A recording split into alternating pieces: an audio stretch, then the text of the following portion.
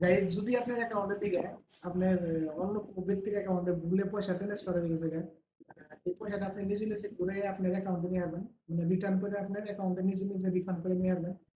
Chrome browser open করার পরে NPCI আপনারা টাইপ করবেন। এনপিসিআই এই ওয়েবসাইটটা আপনার ওপেন করবেন। এনপিসিআই যেটা ফার্স্ট ওয়েবসাইটটা, এই ওয়েবসাইটে ক্লিক করবেন।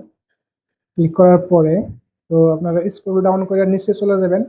নিচে যাওয়ার পরে আপনি কনজিউমার, যেটা কনজিউমার অপশন আছে, তো কনজিউমারে ক্লিক করবেন। তারপরে আপনারা ক্লিক করবেন ইউপিআই কমপ্লেন, ফার্স্ট যেটা আছে ওটার মধ্যে ক্লিক করবেন। তারপরে আপনার স্ক্রল ডাউন করবেন তলফেলা আইকন। তারপর যে আপনার ট্রানজ্যাকশনের সাইডে যেটা প্লাস বাটন আছে, প্লাস বাটনে ক্লিক করবেন। তারপরে আপনার এনআই4 নেচার অফ ট্রানজ্যাকশন। তারপরে আপনার নেক্সট অপশন আছে ইস্যু। আপনার কি ইস্যু হয়েছে, আপনার মানে যদি আপনার ভুলে পাঠাইছেন তাহলে আপনার incorrectly transfer to another account, ঠিক আছে। আর আপনি একটা কমেন্টস দিয়ে দিবেন যে আপনার কি নিগা এমনি হয়েছে, টাইপিং মিস্টেক, মোবাইল নাম্বার,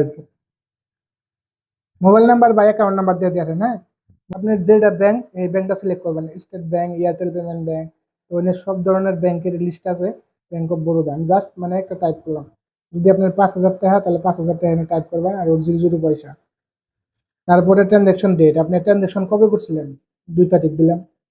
তো আপনার আপনি ইমেল আইডিটা বসিয়ে দিবেন, জিমেল বা ইমেল কি কথা।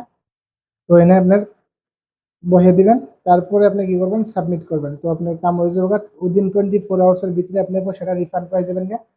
এই ভিডিওটা বহুত দরকারি, ভালো লাগলে সেভ করে রাখবেন আর অন্য জনকে দেখার সুযোগ করে দেন।